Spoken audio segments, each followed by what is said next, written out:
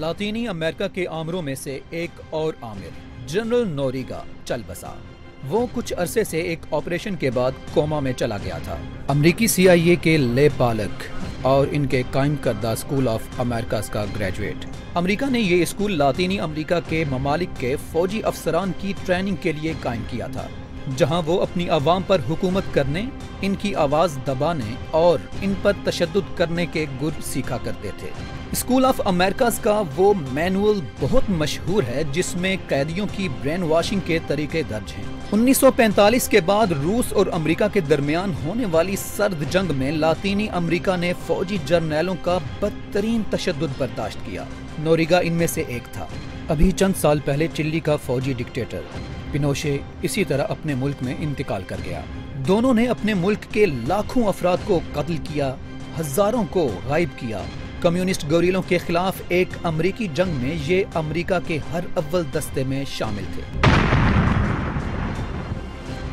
In Santiago, General Pinochet, America's man.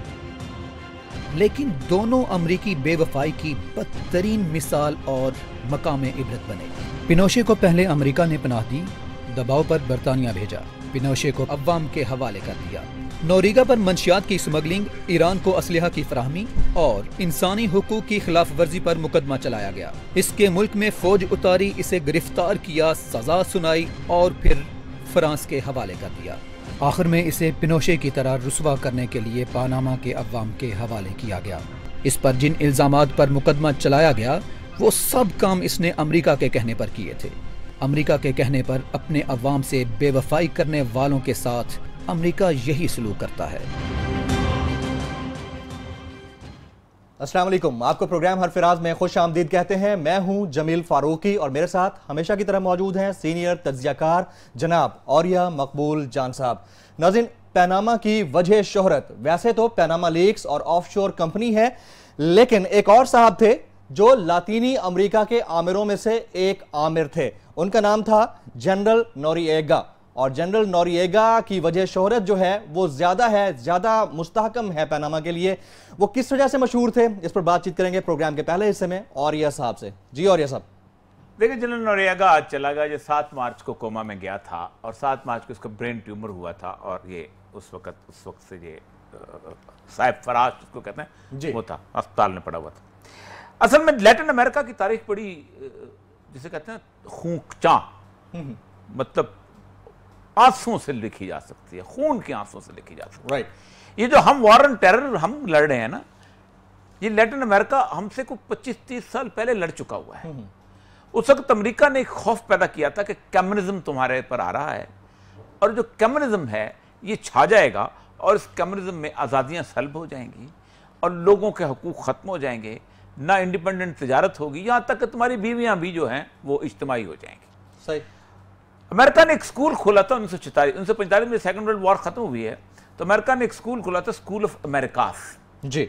इसमें तमाम फौजी डिक्टेटर जो थे उनकी ट्रेनिंग दी जाती थी और उनको गुर सिखाए जाते थे कि तुमने लोगों को उठाना कैसे है, लोगों को गायब कैसे करना है, लोगों को कत्ल कैसे करना है, गोरिल्लास कैसे पैदा करने हैं, आपस में जंग कैसे करनी है और उसके साथ साथ लोगों को तशद्दुद करके उनसे राग कैसे उगलवाने। स्कूल अब भी है?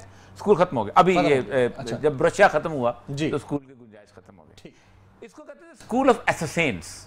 एसेसेंस कहते हैं, आपको याद होगा एक बहुत बड़ा किरदार है हमारे इस्लामी तारीख के अंदर जिसको साहिर अलमूत कहा जाता है। जी। ये हसन बिन सबा था एक शख्स कि जो लोगों को हशीश पिलाता था और फिर उसके बाद उसने एक बहुत जन्नत बना रखी हुई थी और उसमें खूबसूरत औरतें होती थी घूमती हुई, तो हशीश के नशे में उनको जाके वहाँ ले जाता था और वो जब जाके फिर उनको बाहर फेंक देता था। हूरों को देखते थे नशे के आलम में, समझते थे हूरें ही हैं, जन्नत ही है। तो कहता था कि ये जन्नत तब तुमने देख ली है, अब ये जन्नत हासिल करनी है तो फलां को कत्ल करके आओ। अच्छा। तो बेसिकली जो खुदकुश का तस्वर पहला जो है वो एसेसेंस, बड़ा मशहूर नाम है, ठीक है, जो खुद वो वहीं से आया था कि जो तो इकबाल ने इसमें लिखा कि साहिर अलमूत ने तुझको दिया बरगे हशीश और तू बेखबर समझा उसे शाखे ने बात। ठीक। तो ये इकबाल वो उससे तस्वर आया था कि कैसे एसेसेंस बनाए जाते हैं, खुदकुश बनाए जाते हैं। ये पूरे के पूरे 12, 13, 11, 12 मुल्क हैं जिनमें ब्राजील था, जिसमें चिली था, जिसमें निकारागुआ था, जिसमें कोलंबिया था, जिसमें ये था। इसमें अमेरिका ने बड़ी गंदी गेम खेली है। मतलब क्या जनरल नोरेगा मैं बताता हूं, वो अमेरिका के इत्तेहादी नहीं थे? मैं बताता हूं, उनका सीआईए एक एजेंट था, हर जगह इन्होंने अपने एजेंट, ये पिनोशे जिसका जिक्र किया है ये भी जनरल था, इसको ट्रेनिंग देके भेजते थे, फौज के अंदर अपने बंदे बनाते, और वहां जो भी एक मूवमेंट चलती थी जो कि अवाम की नुमाइंदा मूवमेंट होती उसको खराब कर देते थे कि ये कॉन्ट्रास्ट गुरीला आ रहे हैं, ये कमर्स गुरीला आ रहे हैं, ये आप तो तशद्दुद कर देना, उसको तशद्दुद पसंद उनको कहा जाता था, तखरीबकार कहा जाता था। तो पनामा बुनियादी तौर पर इसलिए इंपॉर्टेंट है क्योंकि पाकिस्तान जो है, एक तो पनामा लीक्स है ना जी, एक पाकिस्तान के साथ इसकी और रेलेवेंस बनती है कि वहां एक नहर गुजरती है जो कि तकरीबन 45-40 किलोमीटर का रास्ता है। असल में आप अगर ऊपर देखें ना, लैटिन अमेरिका नीचे जो है, ऊपर वो है बड़ा अमेरिका जो है, नॉर्थ अमेरिका, जहां अमेरिका कनाडा है, इन दोनों को एक जंजीर नुमा चीज जो है आपस में जोड़ती है। अच्छा, उसमें कोलंबिया का मुल्क है और कोस्टा रिका का मुल्क है। तो पनामा जो है ऐसे था जैसे कोलंबिया का बलूचिस्तान।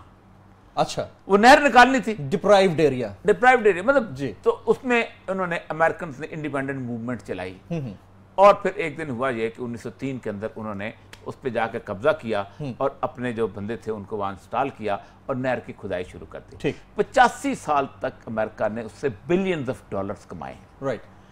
और पनामा को इतनी गुर्बत थी कि जो जॉन परकिंस निकलता है, देखता है, कहता है कि मैं पनामा लेक के इर्द गिर्द आबादियों को देखता था तो उसमें इतने मच्छर थे कि उनसे येलो फीवर से मरने वालों की तादाद हजारों में हो जाती थी। साफ पानी नहीं मिलता था, लोगों को स्कूल नहीं थे। तो नोरियागा को उन्होंने हुआ ये पनामा जो है नहर, अब अमेरिका ने फैसला किया कि लोगों को दे दी जाए क्योंकि हमने बहुत कमा लिया, और हम उनको, आप बता 85 साल में उन्होंने सिर्फ $10 मिलियन दिए थे टोटल कि ये तुम्हारे हैं। तो उन्होंने पहले नोरियागा को भेजा कि तुम जाके वहां तख्ता उल्ट दो गवर्नमेंट का जी। ये वहां गया और इसने फिर वो सारे जुल्म किए कि जो उस जमाने में होते थे। अच्छा। इसने वहां मूवमेंट चलाई बनाई, इसने वहां लोगों को मारा, लोगों को कत्ल किया, डेमोक्रेटिक फोर्सेस को तबाह किया। एक वहां 1000 डेज की मूवमेंट होती थी, चली थी। उस 1000 डेज मूवमेंट जो थी बड़ी मशहूर मूवमेंट है, उसके सारे किरदारों को उसने कत्ल किया जी। तो ये नोरियागा जब इस वक्त अमेरिका ने समझा कि अब इसने हमारा काम कर लिया है, जैसे सारे उसके अमेरिका के लोग जो थे, अमेरिका के जो टोडी होते हैं वो काम कर लेते हैं, तो फिर मुशर्रफ की तरह जाकर ना इंग्लैंड में बैठे होते हैं। अच्छा, वापस तो तय हुआ कि जिसने अमेरिका से वफा की, किसिंजर ने कहा था, नैया डुबोई गई। किसिंजर ने कहा था हमारी दोस्ती, हमारी दुश्मनी तो बुरी है लेकिन हमारी दोस्ती सबसे बुरी है। तो इसी तरह पिनोशे जो था जी, इसी ने पिनोशे चिली में किया। पिनोशे को जब वहां से मूवमेंट खुद चलवाई उसके खिलाफ, उस बंदे के खिलाफ, और फिर उसको पहले अमेरिका में पनाह दी। फिर पिनोशे में लोगों को उठाया कि इसको कहो हमारे हवाले करें। तो बेचारा इंग्लैंड में बैठा हुआ था, 86-87 साल का बूढ़ा आदमी था, उसको उठा के उनके हवाले कर दिया और कहा कि इस पर मुकदमा चलाओ ह्यूमन राइट्स के हवाले से। नोरियागा ने पूरा अमेरिका के कहने पर, उसी स्कूल ऑफ अमेरिका का पढ़ा हुआ था, नोरियागा ने अमेरिका के कहने के पर वहां पहुंचा, वहां जाके इसने लोगों को मारा, कत्ल किया। फिर वहां इसके खिलाफ मूवमेंट चली। जब मूवमेंट चली तो अमेरिका ने पनामा पे हमला कर दिया। अच्छा, हमला करके इसको उठा के ले गए, और उठा के जब ले गए तो इसको वहां उन्होंने इंग्लैंड अमेरिका में इसमें मुकदमा चलाया, नोरियागा इसको सजा सुनाई। अच्छा, फ्रांस ने कहा कि ये हमारा भी मुजरिम है, ये हमारे बंदे। अच्छा। इसको फ्रांस को दे दिया गया। फ्रांस में मुकदमा चल रहा था तो वो जो अपने बंदे थे उनको खुश करने के लिए कि हम तुम्हारे जैसे यहाँ गए और मुशर्रफ को तो तुम्हारे हवाले कर देंगे करने, इन्होंने उनको नोरियागा को वापस भेजा। नोरियागा ने वहां भी 2-1 साल हुए थे, वहां पहुंचा था, इस पर ट्रायल शुरू हुआ, इसको जेल में रखा गया। इसको वहां इतना बेचारा हुआ टेंशन में कि टेंशन के साथ ही इस बंदे को एक स्ट्रोक हुआ, फालिज का हमला। जी। वो ऑपरेशन जब हुआ तो ऑपरेशन के बाद है ये फिर होश में आ ही नहीं सका जी। तमाम जगह पे डिक्टेटर्स का यही अंजाम हुआ, और ये डिक्टेटर्स अमेरिका पैदा करते हैं 2 तरीके से। जॉन परकिंस कहता यह है कि हम जिस मुल्क को तबाह करना चाहते हैं उस मुल्क को इंफ्रास्ट्रक्चर के कर्जे देते हैं। हम उनको कहते हैं तुम मोटरवे बना लो, हम उनको कहते हैं तुम मेट्रो बना लो, हम उनको कहते हैं तुम बड़े बड़े हवाई जहाज के अड्डे बना लो, हम उनको कहते हैं तुम प्लाजे बना लो, हम उनको कहते हैं तुम ये मॉल्स बना लो। ये चीजें देते हैं उनको, कभी ना उनको खेत बेहतर करने के लिए पैसे देते हैं, ना उनको सेहत बेहतर करने के लिए पैसे देते हैं, ना उनको तालीम बेहतर करने के लिए पैसे देते हैं। लोगों में बेचैनी बढ़ती जाती है, पूरा का पूरा मुल्क मकरूज हो जाता है और फिर हम एक दिन कहते हैं ओके अब पनामा की नहर जो है ना ये हमारी होगी। राइट। इसी तरह पाकिस्तान में भी जो सूरत हाल ये है कि पाकिस्तान इस वक्त तकरीबन $79 बिलियन का मकरूज हो चुका हुआ है और एक दिन किसी वक्त ये होना है कि उन्होंने कहना है ये सीपैक की जो रोड है ना ये हमारी है, इसका किराया भी हमारा है, आपकी ऐसी की तैसी। और ये सब पैनामा लीक्स की हम बात कर रहे थे, पैनामा के एक इंतहाई अहम किरदार की हमने बात की और पैनामा मशहूर लीक्स की वजह से है। पाकिस्तान में भी कुछ खास किस्म के लीक्स आ रहे हैं। अंसार लीक्स के हवाले से आपके पास क्या? जी, वो हमारे दोस्त हैं अंसार भाई साहब, हम राब्ता कर रहे थे कि आज उनको लाइन पे लें। आज किसी भी टीवी पे नहीं आए और बहाना उनका यही होगा कि मैं तरावी पढ़ने चला गया हूँ, तो जाहिर बात है तरावी पढ़ते हैं जी, बड़े परमानेंट तरावी पढ़ते हैं। उन्होंने एक लीक्स निकाले किस्सा और आप अंदाजा करें कि जंग अखबार जो है उसने जो बकिया लगाया है उस बकिया के भी किस्से का है। हाँ जी। कि कल को कहते हैं इट वाज अ स्टोरी, ये कहानी थी। ये बड़ी खतरनाक चीज है और ये खतरनाक इसलिए है जी कि इसकी खतरनाकियत में ऐसी चीज छुपी है कि कल को इसको इशू बना के कुछ ना कुछ किया जा सकता है। अंसार वासी हालांकि सेक्रेटेरिएट बीट का आदमी है, सारी जिंदगी उसने सेक्रेटेरिएट में ब्यूरोक्रेट्स के खिलाफ, ब्यूरोक्रेट के हक में लिखा है जी। उसको पता है रूल्स ऑफ बिजनेस क्या होते हैं, उसको पता है सेक्रेटेरिएट के मैनुअल क्या होता है, उसको पता है एस्टा कोड क्या होता है, एक एक चीज उसको पता है। मुझे नहीं समझ आती कि यहां पर अंसार वासी कैसे जो है चूक गया। क्यों कहते हैं व्हाट्सएप से एक कॉल गई है जी SCCP के चेयरमैन को और स्टेट बैंक के उसको गवर्नर को कि मैं रजिस्ट्रार बोल रहा हूं और व्हाट्सएप कॉल गई है और व्हाट्सएप मुझे पता है कि मैं आपकी सिम निकाल के बाहर फेंक दूं ये काम करता रहेगा, तो ये काम करता रहेगा, सिम की जरूरत नहीं। बिल्कुल ठीक। और दूसरी बात यह है कि व्हाट्सएप पे जब तक आपको इंश्योर ना हो कि किसका नंबर है जी, मैं भी रजिस्ट्रार बन सकता हूं, आप भी रजिस्ट्रार बन सकते हैं। बिल्कुल सही बात है। एनीबॉडी कैन कि जनाब फलां 2 बंदे जो हैं उन्होंने ये कहा है कि इनको आप लगा दें, या आमिर इरफान नईम मंगी और बिलाल रसूल आमिर अजीज का नाम जो है इसको दे दें। अच्छा, मतलब JIT के अंदर एक और JIT, इस तरह की बातें हो रही हैं। सुन लें। अच्छा, अब होगा क्या कि इन पे एतराज किया हुआ है इन्होंने। हाँ जी। अब सूरत हाल ये है कि रूल्स ऑफ बिजनेस कहता है कि अगर आपको कोई शख्स ऑर्डर देता है फोन पर जी, तो उसको इन राइटिंग लिख के तो वापस उसको भेजो और उससे अप्रूवल लो। सही, ये रूल्स ऑफ बिजनेस। बिल्कुल ठीक। ये जो एफर्ड्रीन का केस बना हुआ है हाँ जी, जिसमें खुशूर नशारी साहब और हमारा दोस्त जो है क्या नाम है वो अब्बासी, हनीफ अब्बासी भी है अब्बासी साहब, वो केस उन लोगों पे इसलिए बनाया कि उन्होंने कहा जी यूसुफ रज़ा गिलानी साहब ने मुझे फोन पे कहा था थ्रू सेठी जो थी वो जो क्या नाम थी नरगिस सेठी के थ्रू कहा। तो नरगिस सेठी जो है वो अगर उसने फोन पे उन्होंने कहा था अगर कहा भी था तो आप नरगिस सेठी को अमेरिका के भेज देते इन राइटिंग। ये अब उन्होंने कहा कि ये उन्होंने कहा है तो उसके बाद उन्होंने लिख के भेज। अब मसला ये है कि सुप्रीम कोर्ट ने बकायदा 18 ग्रेड से ऊपर के सारी लिस्ट मंगवाई है। अगर उन्होंने फोन करके बुलाना था तो 18 ग्रेड के लिस्ट पूछते भाई ये 2 नाम कैसे चले गए हैं, जब आपने पूरी लिस्ट मंगा ली और खुद टिक कर दिया जी। और सुप्रीम कोर्ट के पास आर्टिकल 193 कहता है कि इख्तियार हासिल है कि वो जमील फारूकी को भी कह सकती है कि तुम आ जाओ इस JIT के अंदर शामिल। एग्रीड, बिल्कुल ठीक, बिल्कुल ठीक। तो ये एक स्टोरी है जो तीसरी दफा वजीर आजम बनने वाले शख्स के शैतानी दिमाग का इख्तरा लगती है कि कल को इसको काम में लिया जाएगा। अच्छा, मैं सही कह रहा हूं? ये भी फैब्रिकेट हो सकती है। फैब्रिकेट नहीं, शोर मचेगा ना। अच्छा, ये देखो क्योंकि आज उन्होंने इस स्टोरी का किसी को नहीं पता था जी, मिनिस्टर ऑफ इंफॉर्मेशन ने खड़े होके ये कहा है कि इस स्टोरी पर सुप्रीम कोर्ट जो है वो एक्शन ले। राइट। अंसार आवाज़ी भी कहता है कि वो मैंने उसको मोबाइल पे मैंने मैसेज किया, मुझे जवाब नहीं मिला। अरबाब आरिफ है, मुझसे 1 साल जूनियर है, बड़ा अच्छा, बहुत अच्छा ऑफिसर। इससे पहले भी DMG के एक ऑफिसर थे तारिक शहबाज, आजकल सेक्रेटरी एस्टैब्लिशमेंट है, बड़े ऑनेस्ट ऑफिसर में से एक ऑफिसर। राइट।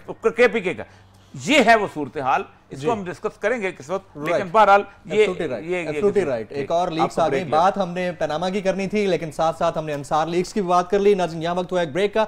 ब्रेक के बाद जब वापस आएंगे तो हम बात करेंगे मिस्र की। मिस्र में एतकाफ पर पाबंदी है, क्यों है उसकी वजह बताएंगे एक ब्रेक के बाद।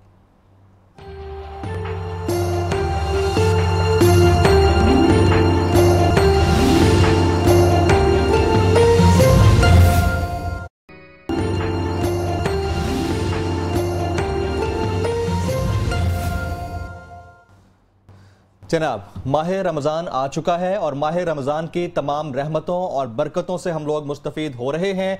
माह रमज़ान के तीसरे अशरे में एतकाफ़ का एहतमाम किया जाता है और पूरी दुनिया में किया जाता है, लेकिन मिस्र में इस दफ़ा मामला ऐसा है कि एतकाफ़ पर पाबंदी लगा दी गई है। इसकी वजह क्या है, ये हम जानते हैं औरिया साहब से। जी औरिया साहब। देखिए, मिस्र जो है इसके अंदर अनवारुस सादात से भी पहले नासिर के ज़माने से जो भी इस्लाम का तसव्वुर है ना, एक ऐसे मजहब का कि जो इस माशरे के अंदर इस्लामी कवानीन के निफाज चाहता है, उसके मुखालफ चला आया। जी। अल्लाह तबारक तआला कुरान पाक फरमाते हैं, मन लम यहकुम बिमा अंज़लल्लाह फउलाइका हुमुल काफ़िरून। जो चीज़ हमने नाजिल की है, जो लोग उसके मुताबिक फैसले नहीं करते, वो काफिर है। मिस्र में नासिर ने इख्वानुल मुस्लिमून पे एक्शन किया था और लाखों लोगों को शहीद कर दिया था, जिनमें सैयद कुतुब रहमतुल्लाह अलैहि, उनको उन्होंने फांसी दी थी बकायदा, कई साथियों को मारा था। जी। अखवान फिर उसके बाद डॉर्मेंट हो गए थे, खामोश हो गए थे। सही। और अखवान ने अपनी पूरी जो है जद्दोजहद जो थी वेलफेयर एक्टिविटीज़ पे खर्च की थी। ये जो हमास है, ये अखवान से निकली है। सही। हिज़्ब तहरीर अखवान से निकली है। सही। जितनी भी बड़ी बड़ी मूवमेंट हैं अफगान से निकली हैं। और एक किताब है कैरन आर्मस्ट्रांग की, उसका नाम है बैटल फॉर द गॉड। उसके अंदर वो तारीख बयान करती है कि सैयद कुतुब जो है, ये जब जेल में थे तो मौलाना मौदूदी की कुछ किताबें और तफसीर उनको मिली थी पढ़ने के लिए, और उनका जो नजरिया था जी कि जो वेस्टर्न सिस्टम है, ये बुनियादी तौर पर वही सिस्टम है जो जाहिलियत का सिस्टम था अबू जहल और अबू लहब के ज़माने में, जिसके अंदर वो तमाम वो चीज़ें हैं, जो तमाम बुराइयां हैं, तमाम वो खराबियां हैं, प्रोमिस्क्यूटी है, जिनसी इख्तलात है, इंसानी इदारों की तबाही है, ख़ानदान की तबाही है, मादा परस्ती बहुत ज़्यादा है। तो उन्होंने बाकायदा एक किताब तफसीर लिखी थी फ़ी ज़िलाल अल कुरान। ठीक। तो जिस वक्त ये उसके फॉलोअर जो हैं ये जीते हैं मुर्सी के उस पर, तो मुर्सी की गवर्नमेंट ने उन चीज़ों को कुरानी उसको नाफिज करने की कोशिश की थी उसके अंदर, जिसके खिलाफ फिर बाकायदा पूरा वेस्ट इकट्ठा हो गया था। जी। और हमारे सऊदी अरब साहब हैं, उन्होंने भी $10 बिलियन की मदद दी थी, क्योंकि सऊदी को भी ये खतरा है कि अगर कोई खालिस्तान तहरीक लेके उठा तो ये सोने की बादशाह और सोने की घड़ियां पहनने वाले काम नहीं रहेगी, नहीं को लोग आगे बाहर फेंकेंगे। इसलिए लोग ये नहीं, लोग तो नहीं चाहते खराब तो उन्होंने फिर शेख सलीम अब्दुल जलील, उन्होंने पहले तो ये फतवा दिया कि फी ज़िलाल कुरान जो तफसीर है ये फसाद का बायस है, इसको आग लगा दिया जाए। अच्छा। तफसीर कुरान जो है जी, उनको पहले तो सलीम अब्दुल जलील ने ये फतवा दिया। उसके बाद उन्होंने फिर दूसरा ये फतवा दिया कि चूंकि लोग को डिस्टर्ब होते हैं, इसलिए तरावी के दौरान जो माइक बंद होगा, कुरान की जो है ये अंदर ही अंदर आप सुनेंगे, बाहर तरावी की आवाज, लोगों तक आवाज ना पहुंचे, आवाज ना है। उसकी वजह स्टूडेंट हैं, डिस्टर्ब होते हैं। अच्छा, जैसे हमारे अच्छा गाने चलते रहे, गाने चलते रहे। वो जो नाइल का रिवर है, उस नाइल के रिवर के ऊपर वो जो बहुत बड़े बड़े शिप चलते हैं, और उसके अंदर जो उन्होंने ताजिकिस्तान से, उज़्बेकिस्तान से, किर्गिस्तान से, खुद मिस्री औरतें, लेबनान से, वो जो बैलेट डांस उसमें चल रहा होता है, वो चलता रहे जी। उस पर जामिया अज़हर के उलमा को कुछ नहीं होता। ठीक है, फतवा ले लो इनसे, सूद के हक में ले लो, तब भी देने को तैयार हो जाए। सरकारी चीज है ना जी। ये बड़ी मजेदार जगह, मैंने विजिट किया है, ये खान खलीली का इलाका है, बड़ा खूबसूरत इलाका है, और उसमें जामिया अज़हर जो है वो स्टैब्लिश हुई है। जामिया अज़हर के उलमा ने हमेशा ऐसे फतवा दिया। मैं आपको बात कहूँ, एवान रिडली जी जो तालिबान की जेल में थी और ये फिर मुसलमान हो गई थी, तो ये बड़ी स्टॉन्च मुसलमान, जो गोरा मुसलमान होता है ना, पढ़ लिख के मुसलमान होता है, वो पहले हिजाब पहनता है, फिर ला इलाहा इल्लल्लाह मुहम्मद रसूलुल्लाह यानी शहादत बाद में अदा करता है जी। तो जामिया अज़हर के शेख से मिलने चली गई जी। तो जामिया अज़हर के शेख साहब ने हाथ निकाला पंजाब तो एकदम उसने हाथ पीछे कर लिया। उसने कहा मुझे ये बताओ कि तुम्हें दीन की कौन सी चीज एक नाम महरम औरत से हाथ मिलाने की इजाजत देती है? और शेख साहब, हाँ जी, आप फतवा देते हो बहुत। तो जवाब क्या है? कुछ नहीं, खामोश बात है, माथे पसीना आ गया। जी जी जी जी, जवाब तो कोई नहीं है, बिल्कुल मना है। ठीक है, अच्छा, उसके ऊपर ये हुआ कि अब उन्होंने, सीसी ने इनसे कहा है कि ये 10 दिन इत्काफ नहीं बैठेंगे, क्योंकि इत्काफ के अंदर ये जिहाद की प्लानिंग करेंगे। सर, मुस्लिम मुल्क में इस तरह का इकदाम कितना अफसोस। ये कोई मुस्लिम मुल्क नहीं है, मैंने आपको 1000 दफा कहा है, ये all they are all secular rulers. They are all liberal rulers. ये तो देखें, एक जजीरा है जमलक जी, नील के दरिया के अंदर जी। ये जमलक जो है सबसे कीमती जगह है मिस्र के अंदर। इस जमलक से गाड़ी चलती है 11 घंटे के अंदर तल अबीब, हीफा और यरूशलेम पहुंचती है। ठीक। ये सारे शेख उठते हैं या मसरी उठते हैं और जाके वहां याशी करके आते हैं। वहां इसराइल में याशी करने तो बहुत ज्यादा है। इन्होंने यहूदी औरतों से शादियां की हैं और यहूदी औरतें जो हैं वो वहां घूम रही होती हैं। वो अहले किताब है जी, आ गए बिस्मिल्लाह। ओ भाई तुम्हारा उन्होंने नाटका बंद किया रखा। ये वो मिस्र है कि जिसकी वजह से गजा जो है दुनिया की सबसे बड़ी जेल बनी हुई है। गजा का जो एक रास्ता है, एक ही रास्ता है गजा का, और वो मिस्र के सहराए सीना से होकर जाता है जी, जिसको रिफा बॉर्डर कहते हैं। जी जी। उस रिफा बॉर्डर के ऊपर उन्होंने अपने बाकायदा कैंप लगाए हुए हैं, वहां जाने जाते। उनके फलस्तीनियों ने बेचारों ने कई कई मील सुरंगें खोदी हुई हैं और सुरंगों में वो आते हैं, अपने पेशेंट को यहाँ छोड़ देते हैं। यहाँ को फलस्तीनी जो बेचारा कायरा में आबाद होता है वो उनको ले जाता है, वो जाके अस्पताल में इलाज कराता है, वापस छोड़ जाता है। वहाँ से आते हैं, सामान खुराक का खरीदते हैं, कभी इसराइल के बॉम्बिंग का आदमी होते हैं। बॉर्डर नहीं खोलता ये इजिप्ट। ये वो मुल्क है, इस मुल्क के अंदर मुद्दतों से सिवाय 1-1.5 साल मुर्सी के सिर्फ सेकुलर और लिबरल डिक्टेटर हैं। अब जमाल अब्दुल नासिर सेकुलर, उससे पहले शाह फारूक सेकुलर, वो तो फ्रांसीसियों का कोड, उससे पहले उसके बाद ये लिबरल अनवार सादात सेकुलर लिबरल डिक्टेटर, उसके बाद हुस्नी मुबारक सेकुलर डिक्टेटर, और सारे करप्ट बददियानत फ्रॉम द कोर। नहरे सवेर जो है $6 बिलियन कमाती है, चोरों के बाप, सारे का सारा खा जाते हैं, करप्शन में खा जाते हैं। और ऐसा हुक्मरान सेकुलर होंगे या लिबरल होंगे, लेकिन पब्लिक तो वहां की फिर भी दीन पे नहीं, पब्लिक ने तो खड़ी है। पब्लिक ने 65% वोट दिया था मुर्सी को भाई जी। इसका मतलब यह है कि अगर आप जमहूरियत के तौर पे भी एक मुसलमान ज़हन के रखने वाला आदमी इक़्तिदार में आएगा तो आपको आने नहीं देंगे।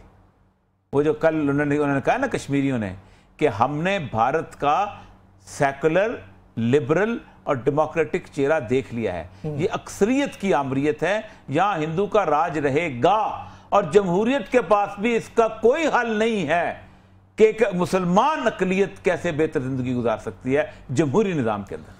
Right, point taken. नाज़रीन, यहाँ वक्त हुआ है ब्रेक का। ब्रेक के बाद जब वापस आएंगे तो हम बात करेंगे लोड शेडिंग की। माह रमज़ान और इस महीने के अंदर भी लोड शेडिंग ने लोगों का जीना अजीरन कर रखा है। आपकी लाइव कॉल स्पेशली ली जाएंगी पर प्रोग्राम के तीसरे हिस्से में। अगर आप कॉल करना चाह रहे हैं, हमारे नंबर स्क्रीन पर फ्लैश करते रहेंगे, इस पर कॉल कीजिएगा और अपनी फीडबैक से जरूर आगाह कीजिएगा। एक ब्रेक के बाद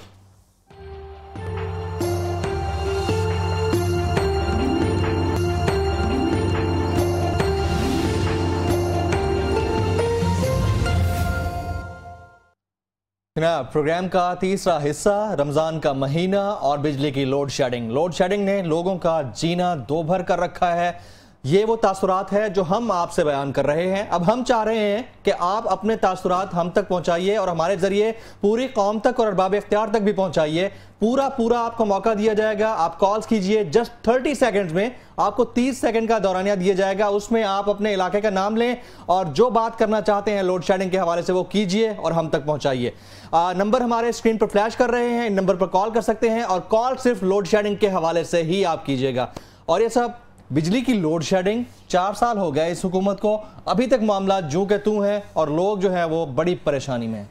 69 साल हो गए पाकिस्तान को बने हुए। जी, एक सवाल मैं आपसे पूछता हूं, पूछें। कोई एक आदमी ऐसा बताएं जिसने सबसे ज्यादा इस मुल्क पे हुकूमत की। मेरे ख्याल से ज्यादा से 11 साल है जी। एक बंदा आता है 1983 में इस मुल्क में फाइनेंस मिनिस्टर लग के और 2017 तक यहां रहता है। अच्छा, उसका भाई भी रहता है। पंजाब उस वक्त से लेके अब तक उनसे निकला ही नहीं है। मियां साहब, नवाज शरीफ से ज्यादा पाकिस्तान में किसी ने हुकूमत नहीं। जी जी जी जी। तो पाकिस्तान की जितनी बलाएं हैं जी, उनमें सबसे ज्यादा हिस्सा उनके अंदर होना चाहिए ना। बिल्कुल सही।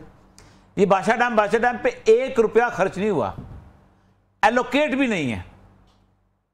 ये कालाबाग डैम के ऊपर तकरीरें निकाले ना इस नवाज शरीफ की जी कि कालाबाग डैम बनाएंगे और ये करेंगे वो करेंगे, तो आप हैरान रह जाएंगे। पागल बनाया वो तो लोगों को। कालाबाग डैम पे 1 रुपया आपने नहीं लगाया, वो बेचारा चीखता रह गया, अभी भी चीखता है। क्या नाम है, शम्सुल मुल्क जो ये नहीं करना चाहते भाई। सारे जो पाकिस्तान के अंदर जो IPPs जो है इस वक्त उनके पास बहुत ज्यादा बिजली है। लेकिन लाइव कॉल हमने कहा था आज सुनना है, आज पब्लिक को सुनना है जी। अस्सलाम वालेकुम, कौन कहां से? अस्सलाम वालेकुम। वालेकुम सलाम जनाब, कौन कहां से?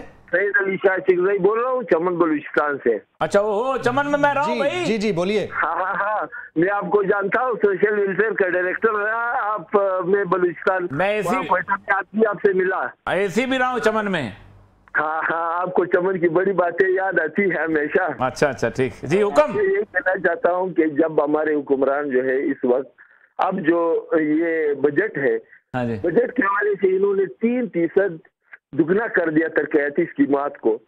तो ये खुर्दबुर्द की चक्कर में है और इधर बैरूनी हालात को नहीं देख रहे। जितना आप इतने सोच समझ कर रूस की तरफ आपने इशारा किया, अमेरिका की बेवफाई का आपने इशारा किया, इस खतरात को ये लोग देखो, हमसे दोस्त जो है अफगानिस्तान के हवाले से हम लोगों ने 40 साल, इस वक्त 40 लाख अफगान महाजरीन अभी भी आबाद है हमारे यहाँ। उधर कश्मीर को कोई नाम नहीं ले रहा है। हम एक सरहदी पट्टी पर इस वक्त आबाद है। हमें कश्मीर का दर्द महसूस हो रहा है। हमारे आबा व अजदाद ने कश्मीर का दर्द महसूस किया था।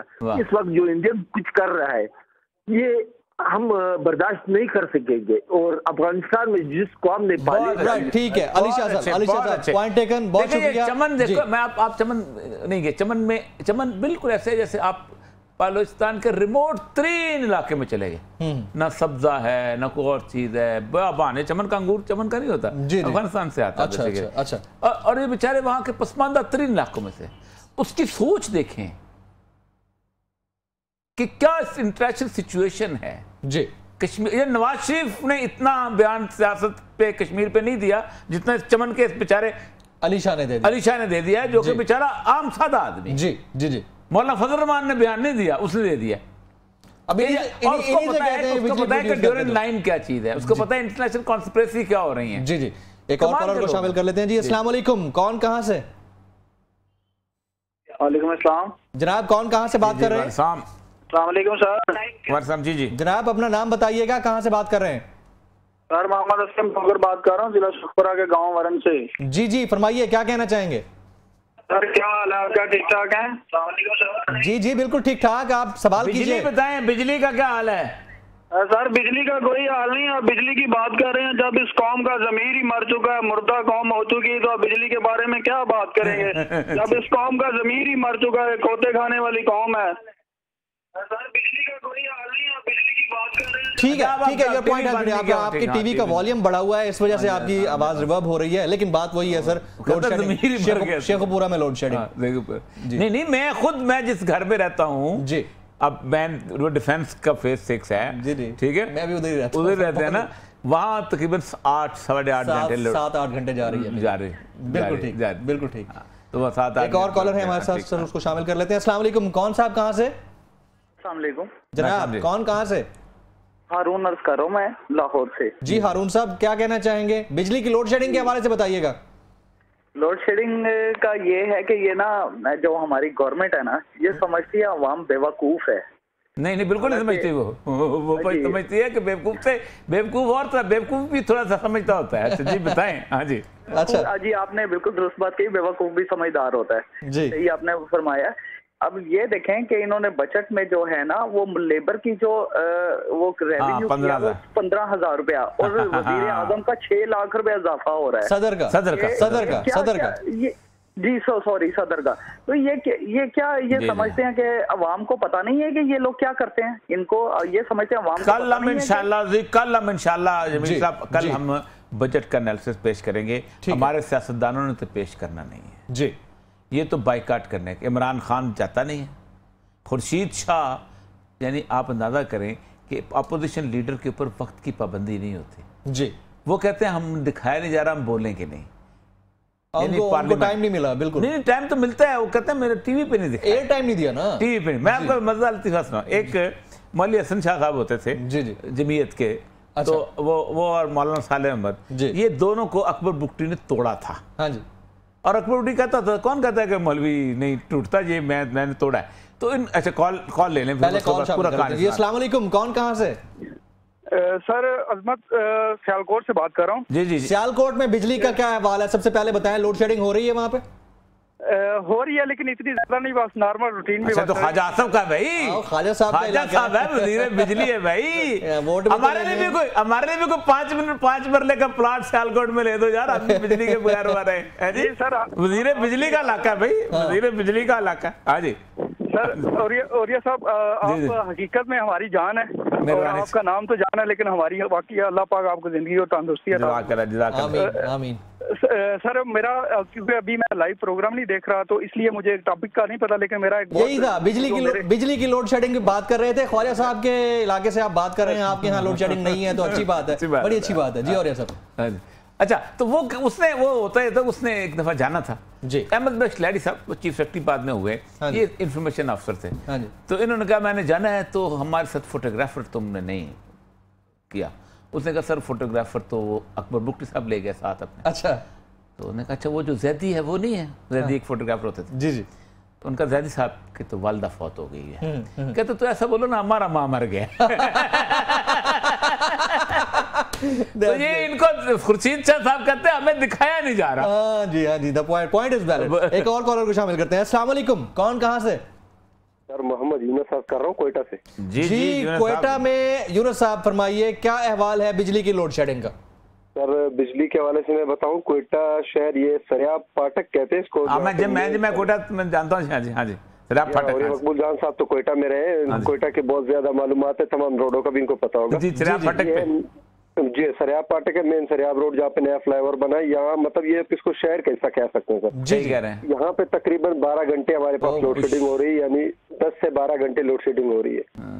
तो मैं तो हुक्मरानों से ये कहना चाहता हूँ कि खुदारा रहम करे इस आवाम पे, इन लोगों पे रहम करें, इनके बच्चों पे रहम करें।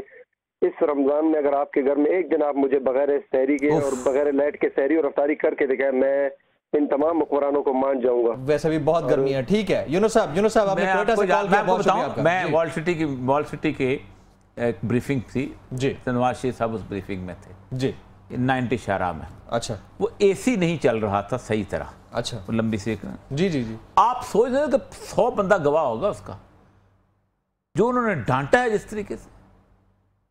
यार तुम्हारा दिमाग खराब है, तुम सुबह चला नहीं सकते थे, तुम ये नहीं कर सकते थे, ये चलता क्यों नहीं है, ये ठीक नहीं हो रहा, वो ठीक क्यों नहीं हो रहा। ये मैं विटनेस हूं उस चीज का। I can understand. एक और कॉलर को शामिल करते हैं। अस्सलाम वालेकुम। अस्सलाम। कौन साहब, कहां से जनाब? मैं जैन बोल रहा हूँ जी, इस्लामाबाद से। जी। इस्लामाबाद में बिजली की लोड शेडिंग का क्या अहवाल है मेरे भाई? मैं पीटीआई के हल्के से हूँ, असद उमर साहब का हल्का, लेकिन अल्हम्दुलिल्लाह बिजली नहीं जा रही यहाँ पे। क्या बात है, ये तो अनहोनी बात, ये बड़ी अच्छी बात है। इस्लामाबाद में प्लॉट बड़ा महंगा यार, इस्लामाबाद में घर नहीं बना सकते, हमारा मसला ये है। हम रेंट पे रहते हैं भाई। वो जो कोयटे वाला है ना बेचारा, वो रो रहा था, वो बेचारा क्या करे, वो इस्लामाबाद में रेंट में भी नहीं ले सकता ना, बिजली कैसे आए। सच सुने जी सुने जी, आप बड़े वो हदीसों कुरान की भी बातें बताते होते हैं अपने कॉलम में। जी। तो ये रमजान का महीना है, गीबत जरा छोड़ दें, कीना बहुत छोड़ दें, गीबत के कुने आप थोड़ा सा सच भी बताया करें प्लीज। बताइए सच कौन सा बताएं। एक तस्वीर पाकिस्तान की धुंधलाई हुई तस्वीर दिखाते हैं आप। नहीं, मैं कोई धुंधलाई तस्वीर नहीं दिखाता हूँ, मैं तो कहता हूँ कि ये कौम जो है भाई, छोड़ दे। नहीं मुझे कोई कीना बुगज नहीं, मुझे कोई कीना बुगज नहीं। रमजान में आप अभी तरावी का खत्म हुई है, मैं तरावी पढ़ के आया हूँ, लोगों को तरावी पढ़ के आ रही है, सच है। मैं सच तो बस उल्टा लटकाई रखते आप मेरी बात सुने, उल्टा लटकाना। एक मिनट मेरी बात सुनो। किसी भी हुक्मरान के सामने हक बात कहना अंबिया का शेवा होता है। एक बात बताऊं आपको, अंबिया का शेवा होता है। और अगर आप कीना बुगत कहते हैं, मैं खुल के बात करता हूं, मेरा ये स्टेज हाजिर है, जो मैं बात करता हूं उसका जवाब दे दे, आके उसका जवाब दे दें। ये अंबिया का शेवा है, ये बड़े बड़ों का शेवा है, ठीक है। और ये उन लोगों का शेवा है जो सैयदुल अंबिया की सुन्नत पे अमल करते हैं। और मैं बिला खौफ बहुत शुक्रिया, सच बोलता हूं। जैन साहब आपने कॉल किया, बहुत शुक्रिया। लेकिन सबसे पहली बात यह है कि किसी भी मामले पर अगर आप बात करना चाह रहे हैं तो बात जरूर कीजिए, पर्सनल होने की बात नहीं है। आपने पीटीआई का रेफरेंस दिया, आपने असद उमर साहब का रेफरेंस दिया, लेकिन जब आप बात कर रहे हो तो बात जो है ना उस तरह से कीजिए जो समझ में आ सकती हो। और ये सब नहीं, मुझे कीना बुगज रखने की क्या जरूरत है, मैंने जाके वज़ीर-ए-आज़म का इलेक्शन लड़ना उनके साथ। हाँ जी, मैं तो इस कौम को बताता हूं कि भाई ये तुम्हारी सूरत हाल है। मैं तो आज से 17 साल, मैं उस वक्त से कॉलम लिख रहा हूं जब परवेज मुशर्रफ की हुकूमत थी, जब इनके सारे के सारे लोग जो थे वो, सुने एक सेकंड जी, उस वक्त हम कॉलम लिखते थे कि जब नवाज शरीफ साहब जब आए थे ना यहाँ पर जद्दा से, यहाँ पर तो इनके लीडर गायब हो गए थे जी, ये नजर नहीं आते थे सड़कों पे, गिरफ्तारियां देते थे, ये पूरे के पूरे 8 साल केक काटते थे सालगिरह के, ये होते थे। चाहने वाले ने कॉल कर दी होगी, छोड़ दें बस, बात खत्म कर दें, एक और कॉलर को शामिल करते हैं। अस्सलाम वालेकुम, कौन कहां से? हेलो जी अस्सलाम वालेकुम। अस्सलाम